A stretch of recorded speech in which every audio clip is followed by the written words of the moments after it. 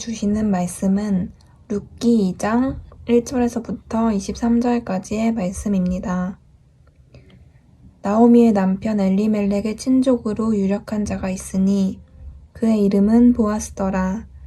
모압 여인 룻이 나오미에게 이르되 원하건대 내가 밭으로 가서 내가 누구에게 은혜를 입으면 그를 따라서 이삭을 줍겠나이다 하니 나오미가 그에게 이르되 내 따라 갈지어다 하매 룻이 가서 베는 자를 따라 밭에서 이삭을 줍는데 우연히 엘리멜렉의 친족 보아스에게 속한 밭에 이르렀더라. 마침 보아스가 베들레헴에서부터 와서 베는 자들에게 이르되 여호와께서 너희와 함께 하시기를 원하노라 하니 그들이 대답하되 여호와께서 당신에게 복 주시기를 원하나이다 하니라. 보아스가 베는 자들을 거느린 사환에게 이르되 이는 누구의 소녀냐 하니 베는 자를 거느린 사환이 대답하여 이르되 이는 나오미와 함께 모압 지방에서 돌아온 모압 소녀인데 그의 말이 나로 베는 자를 따라 단 사이에서 이삭을 줍게 하소서 하였고 아침부터 와서는 잠시 집에서 쉰 외에 지금까지 계속하는 중이니이다. 보아스가 룻에게 이르되 내 따라 들으라. 이삭을 주우러 다른 밭으로 가지 말며 여기서 떠나지 말고 나의 소녀들과 함께 있으라. 그들이 베는 밭을 보고 그들을 따르라. 내가 그 소년들에게 명령하여 너를 건드리지 말라 하였느니라. 목이 마르거든 그릇에 가서 소년들이 길어온 것을 마실지니라 하는지라.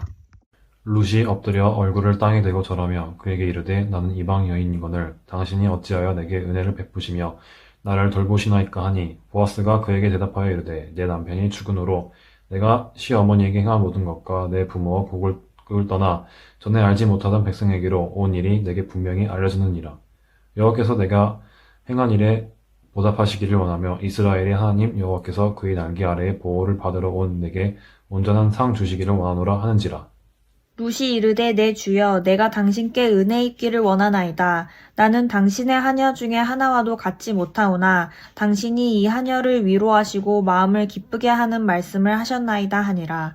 식사할 때에 보아스가 룻에게 이르되 이리로 와서 떡을 먹으며 내 떡 조각을 초에 찍으라 하므로 룻이 곡식 빼는 자 곁에 앉으니 그가 볶은 곡식을 주매 룻이 배불리 먹고 남았더라. 룻이 이삭을 주우러 일어날 때에 보아스가 자기 소년들에게 명령하여 이르되 그에게 곡식단 사이에서 줍게 하고 책망하지 말며 또 그를 위하여 곡식 다발에서 조금씩 뽑아버려서 그에게 줍게 하고 꾸짖지 말라 하니라. 룻이 밭에서 저녁까지 줍고 그 주운 것을 떠니 보리가 한 에바쯤 되는지라.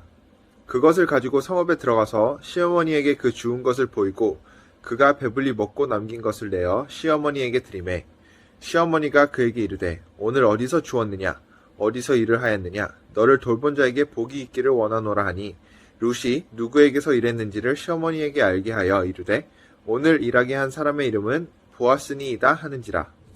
나오미가 자기 며느리에게 이르되 그가 여호와로부터 복 받기를 원하노라. 그가 살아있는 자와 죽은 자에게 은혜 베풀기를 그치지 아니하도다 하고 나오미가 또 그에게 이르되 그 사람은 우리와 가까우니 우리 기업을 물을 자 중에 하나이니라 하니라. 모압 여인 룻이 이르되 그가 내게 또 이르기를 내 추수를 다 마치기까지 너는 내 소년들에게 가까이 있으라 하더이다 하니 나오미가 며느리 룻에게 이르되 내 딸아 너는 그의 소녀들과 함께 나가고 다른 밭에서 사람을 만나지 아니하는 곳이 좋으니라 하는지라. 이에 룻이 보아스의 소녀들에게 가까이 있어서 보리 추수와 밀 추수를 마치기까지 이삭을 주우며 그의 시어머니와 함께 거주하니라. 아멘. 특별 큐티 넷째 날입니다. 오늘은 우연이 아닙니다. 섭리입니다. 라는 제목으로 말씀 묵상을 나누도록 하겠습니다. 우리 어제 나눈 말씀처럼 나오미가 이 베들레헴, 이 본국으로 돌아오는 것은 죽기보다 싫었을 거예요. 왜냐하면 너무 자존심이 상하는 일이니까요. 그런데 나오미는 깨달았어요. 내 자존심보다 내 자신이 훨씬 더 소중하다라는 것을. 미련한 사람은요, 내 자존심이 나보다 더 소중한 걸로 여기고 살아가는 사람들이에요. 그런데 하나님의 사람들, 성령의 사람, 그리고 믿음의 사람은요, 자존심보다 내 영이, 내 존재가 훨씬 더 소중하다라는 것을 깨닫는 사람입니다. 여러분, 하나님 앞에서 진정한 자존심이 세워지는 줄 믿습니다. 그래서 이제 본국으로 돌아와서 이제 베들레헴에 도착했어요. 근데 먹고 살아야 되니까 며느리 룻이 어머니에게 가서 2절에 이렇게 이야기를 해요.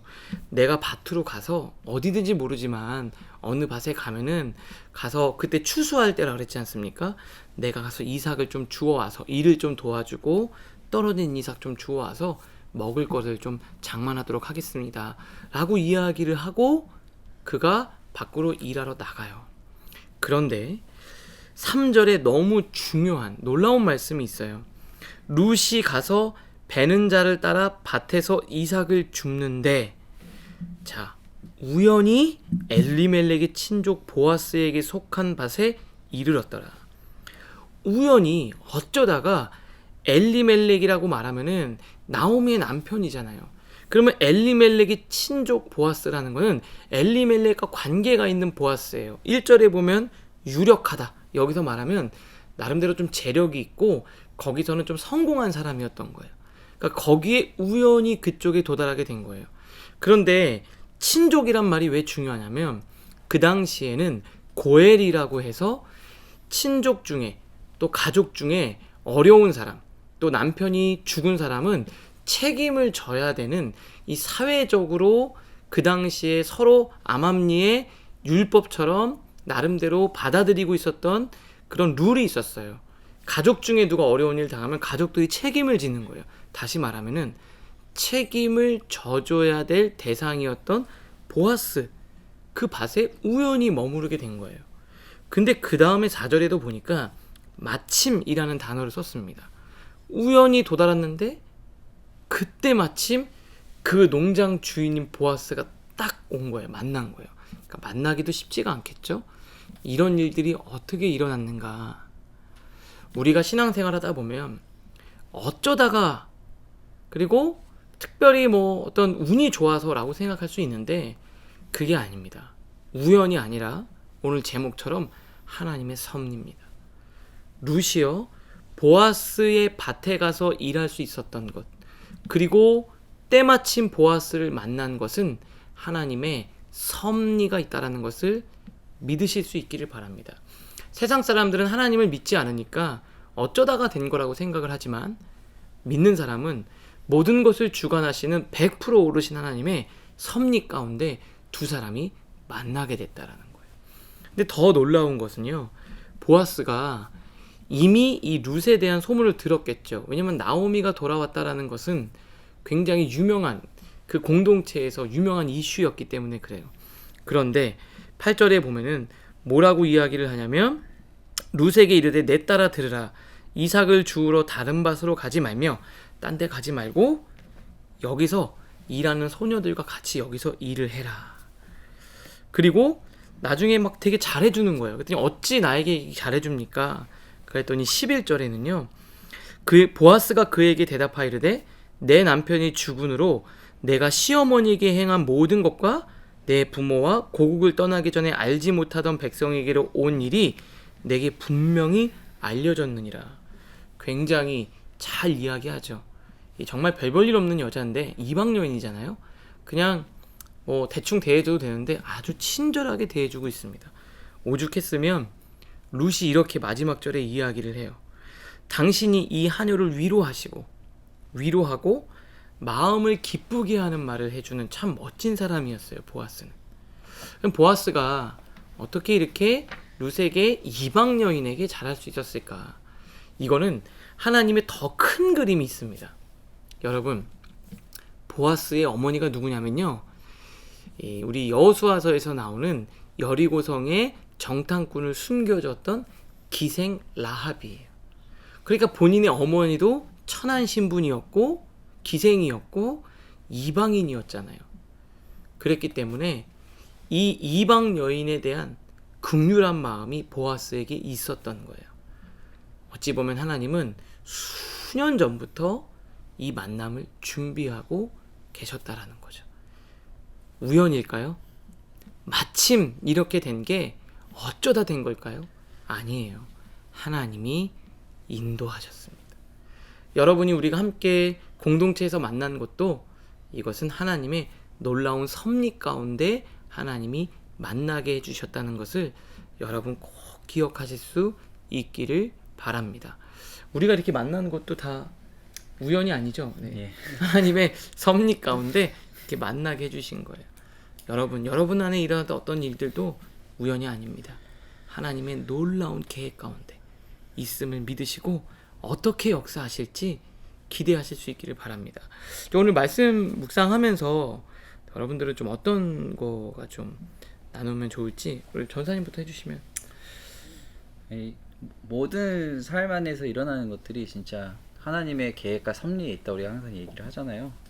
저도 이제 제 삶을 돌아보면 정말 너무나도 많은 순간들이 그렇게 하나님의 계획과 섭리로 하나님이 인도하셨음을 이제는 우리 말할 수 있는 이야기들이 항상 많이 있는데, 오늘 말씀 보면서 예전에 이제 제 삶에서 있었던 어떤 한 이야기 생각들이 좀 떠올랐는데, 제가 처음 이제 제대로 이 찬양 인도의 사역을 입문하게 된 계기가 있어요. 근데 그게 사실 지금 생각해보면 참 하나님이 이렇게 계획하고 인도하셔서 내가 여기까지 올 수 있었구나라는 것을 참 느끼게 해주는 순간들이었거든요.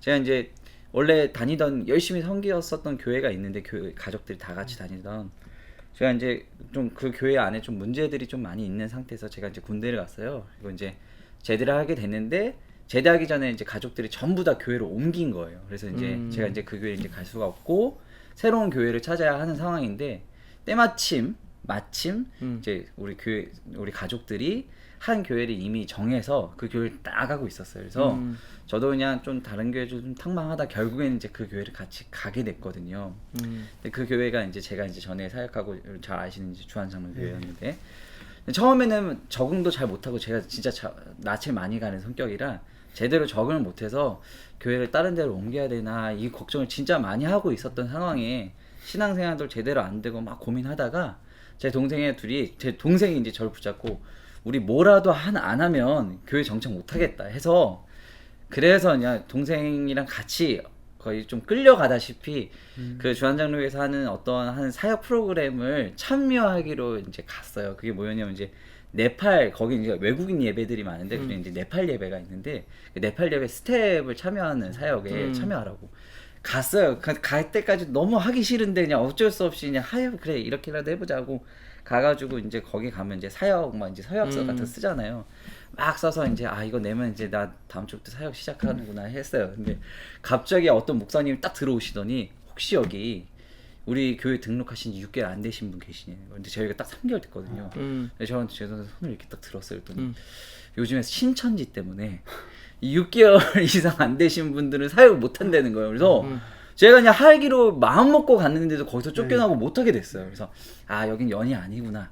마침 그런 생각이 들어서 그냥 어떻게 했는데 3개월이 지나고 나서 그걸 안 한 상태에서 제가 청년부에 어쩌다가 이렇게 발을 들이내게 되고, 근데 그 청년부에서 때마침 지금 교회 찬양팀에 베이스 칠 사람이 없다는 거예요. 베이스는 저는 아무 상관이 없는데 그때 건만 치던 누나가 저한테 그냥 좀 도와달라고, 그냥 기타 칠 줄 알면 다 된다. 그래서 너무 하기 싫은데 어쩔 수 없이 끌려갔어요. 근데 거기서 한 달 사역을 하고 있는데 갑자기 찬양 인도를 하시는 그 형님이 나 이제 찬양 사역을 못하게 됐다. 누군가 해줘야 된다. 마치 근데 여기 이 명신 형제가 찬양 인도를 하고 있다라는 걸 모두가 들었다. 한번 해주면 안 되겠느냐.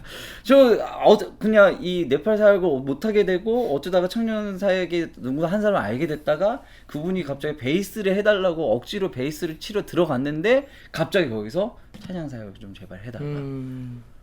그래서 이거 저 전혀 못합니다. 근데 모든 팀원들이 와서 지금 이러면 우리 팀이 망가진다, 큰일 난다, 제발 한 번만 해달라고 해서 시작했던 게 제가 지금 이 사역을 출발하게 된 계기가 됐어요, 사실. 근데 그때는 이게 왜 도대체 내 안에 내가 원하는 방향, 내 생각대로 이루어지지 않고 이렇게 이렇게 정리가 되지 않은 상태로 이렇게 내 삶이 막 움직여지지라고 생각을 했었는데, 제가 이 사역을 진지하게 임하고 하나님이 저에게 이 사역의 비전을 주시겠다라는 것을 알게 된 순간에 그때를 돌아보니까 이 모든 것들이 그냥 마침 우연히 일어난 것들이 아니라 하나님의 섭리와 계획 속에서 제 삶을 이렇게 저렇게 인도하고 움직이셨다라는 걸 제가 깨닫게 됐어요. 너무 감사했죠, 사실은. 사실은 주한장로교회가 제가 뭐 아시겠지만 저는 총신대를 나왔는데 그 사역의 그 교단이 달라요. 근데도 하나님이 거기에 하필이면 왜 그때 끊는 나를 왜 여기 오게 하셔가지고 이렇게 힘들게 이렇게 사역하게 하셨지 했는데 그게 기회가 돼서 저는 또 이 예능교회라는 교회를 알게 되고 이 교회의 사역자로서 지금까지 이렇게 올 수 있게 된 또 발판이 그렇게 된 거였거든요. 그때는 그냥 내가 아무 생각 없이 움직였다고 생각했던 것들이 하나님의 정말로 큰 계획과 섭리 안에서 제 삶을 정말 아까 목사님 처음에 말씀하신 것처럼 섬세하게 그렇게 움직이고 계셨다라는 것을 사실 제 안에서 발견하게 된 되게 감사했었던 시간들이었거든요. 그냥 그런 우리가 돌아보면은 느낄 수 있는 그 하나님의 계획과 섭리에 우리의 삶의 역사하심이 모두가 다 있을 거라 생각이 들어져요. 루카 보아스처럼 우리 삶에 그렇게 움직이시는 것들을 발견할 때 우리의 마음 가운데 그 신앙과 하나님이 향한 거룩한 마음들이 더 커지고 그것이 나중에 확신으로 이렇게 나아가는데 저에게는 그것들이 굉장히 제 안에서의 믿음의 확신으로 다가갈 수 있는 중요한 지점들이 아니었나 이렇게 생각이 되어지죠. 그 네팔 사역에서 거절당한 게 네. 안 그랬으면 저는 거기서 계속 대한민국 있었겠죠. 최고의 아마. 예비인도자가 네, 그건 아닌데 거기까지는 아니지만 그 진짜 좀 그때는 막 거절 감정 들고 그랬는데 하나님의 또 그게 섭리가 또 하나님의 있었네요. 또 인도하심이었다는 걸 알게 돼서 참 감사했죠. 전사님은 좀 보면서 어떤 지점이 좀 많이 마음에 닿았어요? 저는 그 이명식 전사님 그 시작의 사역의 시작 관련된 부분에서 듣다가 저도 약간 비슷한 듯 다른 좀 결의 얘기가 떠올랐는데요. 저는 어떻게 보면 흔하다고 할 수도 있는 모태신앙인데 사실 두 분은 제가 아직 깊은 대화를 안 나눴기 때문에 모르시는 내용인데 제가 모태신앙이지만 저희 어머니가 지금은 불자세요. 그리고 아버지는 천주교 신자십니다.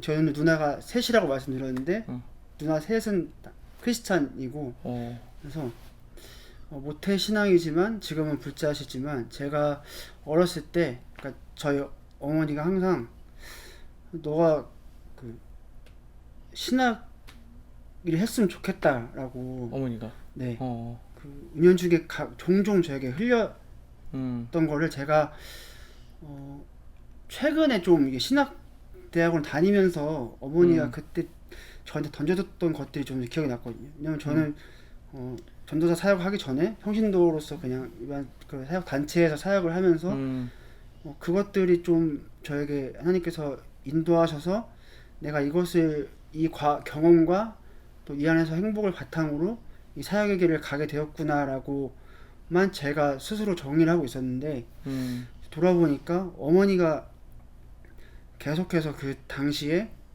너무 컸었고 뭐 다른 거 좋지만 뭐 사역자의 길도 충분히 고민해봤으면 좋겠다라고 하셨던 내용들이 좀 기억이 나더라고요. 그래서 제가 이제 사역을 시작하기 전에도 사실 그 일반 직장을 다니라는 좀 가족의 권유가 있었어서 사실 그 사역의 현장에 있을 때 평신도로 있을 때 제가 이제 나는 그 직장 생활 안 하고 지금 이 상태가 좋다라고 했다가 한 1년 정도 이제 그 미운우리 새끼처럼 진짜 막 그 투명인간 취급받았어요. 1년 동안 집에서 네 그냥 그래서 몰래 다들 잘 때 가서 그냥 밥 먹고 그럴 정도로 왜냐면 왜 이거를 돈이 많이 벌 수 있는 직장 생활이고 왜 고민하는지 모르겠다 그런 정도로 해서 제가 한 1년 정도 그렇게 살았는데 그러면서 저는 사역의 길을 포기하지 않았죠. 어쨌든 그래서 동시에 고민은 제가 이제 신학대학원을 가고 이제 사역자가 될 건데 지금 크리스찬이었다가 이제 불자이신 어머니와 천주교 신자이신 아버지가 이거를 반대하면 어쩌지라는 좀 그 거절을 할 것 같은 좀 반대할 것에 대한 좀 두려움이 있었는데 막상 제가 한다고 하니까 두 분이 저의 생각과는 정반대로 그냥 지지해 주시는 거예요. 그래서 저희 어머니도 그 당시 예전에 지지해 주셨던 그 모습 그대로 오히려 불자신데도 잘 선택했다고 오히려 막 축복해 주시고 지금도 네, 저한테 감사원금 해라 11조 해라 하시거든요. 얘네 그 불교 신자가 그렇게 얘기하니까 좀 항상 좀 웃기긴 한데 한때 감사하더라고요. 그래서 저희가 이렇게 지금 이 자리에 온 지금 이 순간이 저도 어쨌든 우연이라고 생각했지만 그 곳곳에 그 순간순간마다 하나님이 개입하셨다는 것을 좀 고백할 수 있었어요.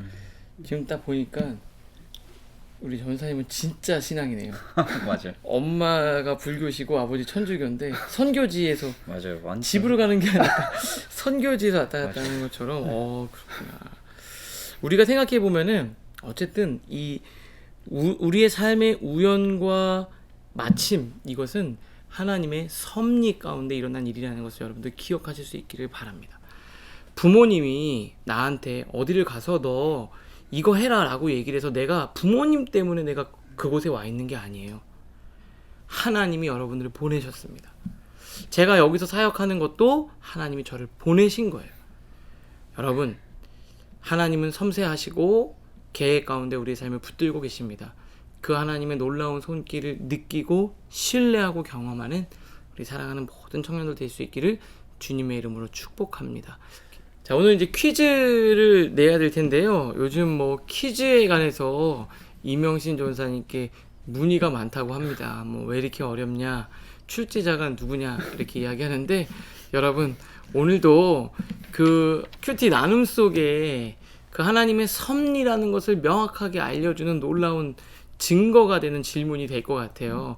우리 어떤 질문이죠 오늘은? 네, 오늘 목사님이 잘 말씀해 주셨던 것처럼 오늘의 질문은 여러분들 이 성경 안에 있다기보다는 여러분들 오늘 이 매일 그대의 말씀 묵상 안에 있는 내용을 여러분들이 잘 들으셨다면 바로 아실 수 있는 단어입니다. 그러니까 여러분들이 매일 그대의 말씀 묵상 쭉 잘 들으시고 그 다음에 이 문제를 접하시면 될 것 같아요. 질문은 바로 이 보아스 있죠. 오늘 이 보아스의 어머니가 있습니다. 오늘 이 말씀 묵상 중에 나오는데 그 보아스의 어머니의 이름이 무엇인지 여러분들이 맞춰주시면 되거든요. 성경 안에 잘 알려져 있는 이름이에요. 그리고 오늘 이 말씀 묵상 안에서도 굉장히 중요한 역할을 하고 있는 인물이니까요. 바로 아실 수 있을 겁니다. 보아스의 어머니의 이름을 여러분들 적어주시면 되겠습니다. 네, 여러분 또 하나님의 섭리 가운데 여러분의 삶이 인도되고 있음을 기억하시고요. 내가 누구 때문에 내 인생이 이렇게 되고 내가 지금 여기서 있는 게 내가 그전에 무슨 잘못을 해서나 아니면 누구로 인해서 아니면 부모님 때문에 억지로 어쩔 수 없이가 아니에요. 하나님의 계획과 섭리가 있습니다. 여러분은 반드시 그 계획과 섭리 가운데 하나님이 이래서 나를 여기에 두시고 이렇게 인도하셨구나. 그 상황과 그 환경, 그 시간, 그리고 그 사람 속에는 하나님의 섭리가 있음을 기억하실 수 있기를 바랍니다. 그 섭리를 믿고 신뢰하며 그 섭리를 경험하는, 경험되어지는 귀하고 복된 날 되실 수 있기를 주님의 이름으로 축복합니다. 기도하겠습니다. 하나님, 우리의 삶에 우연히 또 마침 일어난 일이 아니라 하나님의 치밀한 계획과 섭리 가운데 하나님의 인도하심을 따라 일어난 일임을 고백합니다. 그 하나님의 섭리를 신뢰하고 그 섭리를 따라 믿음으로 내 삶의 자리를 충실히 살아가는 사랑하는 주의 청년들 모두가 되게 하여 주시옵소서. 예수님의 이름으로 기도합니다. 아멘.